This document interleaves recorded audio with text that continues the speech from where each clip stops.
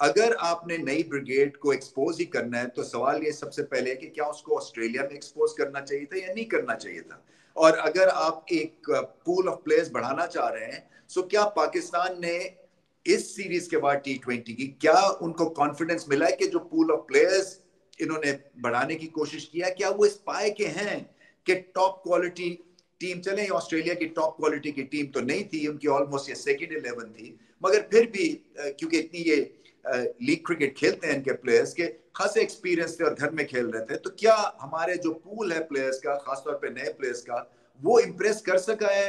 हमारे think tank को, हमारे कोचेस को, हमारे सिलेक्टर्स को, कि उन पे तकिया किया जाए कि हाँ हमने ढूंढ लिया है वर्ल्ड क्लास आर्टिकल या टैलेंट और आगे चल के इन पे मेहनत हुई तो ये फिर हमें मैचेस जिताएंगे। मेरा ख्याल में ऐसे सवाल आपको नहीं मिले हैं, क्योंकि सवाल बहुत सारे खड़े हुए हैं। साहबजादा फरहान शॉर्ट बॉल पे प्रॉब्लम है, जहांदार क्या इस लेवल के ये ऑलराउंड क्रिकेटर हैं, कितने मौके और मिलने चाहिए उनको कि वो जो है अपने टैलेंट को जस्टिफाई कर सकें, क्या इंटरनेशनल का वो टैलेंट है या नहीं है। इसी तरह से उस्मान खान, क्या बाउंसी पिचेस के ऊपर, शॉर्ट बॉल के ऊपर उनमें इतनी क्वालिटी एहलियत है कि वो आपको ऑस्ट्रेलिया में तने तना मैचेस जितवा सकते हैं। इरफान खान टेम्परामेंट अच्छा है, नंबर 6 पे क्या टू डीप बैटिंग कर रहे हैं, क्योंकि जो बाकी का बैटिंग टैलेंट है उसमें इनकी ऊपर की जगह बनती है। तो ये कई सवाल हैं जिसके जवाब देने हैं। हमारे जो स्टालवर्ड्स फास्ट बॉलर्स हैं, मां सिवाय हारिस रऊफ के बाकी सबकी धुनाई हुई, तो उनका फ्यूचर क्या होगा, और जो नए बॉलर्स आ रहे हैं वो कैसे हैं।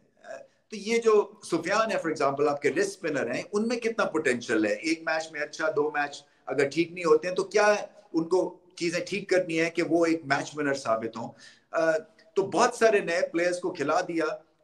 मुझे तो यही समझ आई कि जी शायद आप टैलेंट के पूल को इंक्रीज करना चाह रहे हैं, मगर देखिए जब तक जीत नहीं मिलेगी ना, नए प्लेयर्स को खिलाने के साथ उनको कॉन्फिडेंस नहीं मिलेगा जीत के साथ, तब तक बात नहीं बनती है। और पाकिस्तान को इसमें सोचना चाहिए आगे चल के कि क्या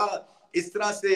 नए प्लेयर्स को खिलाने के चक्कर में आप मैचेस हारते जाएंगे और फिर से वही चले जाएंगे चैंपियंस ट्रॉफी से पहले, जहां आपका कॉम्बिनेशन ही सेट नहीं हो रहा और आपको आइडिया नहीं हो रहा कि कौन फॉर्म में कौन नहीं है, किसको खिलाना है किसको नहीं खिलाना। क्योंकि हो ये रहा है कि नए प्लेयर्स जो हैं उनकी भी कोई आउटस्टैंडिंग सीरीज नहीं थी ये, और पुराने प्लेयर्स की भी कोई आउटस्टैंडिंग सीरीज नहीं थी। सो फंस गया मामला एकदम से। फिर वही बात है, सवाल सही उठा रहे हैं फैंस भी और मेरे जहन में भी है कि साइम अयूब को किस तरह से आपने रिलीज कर दिया।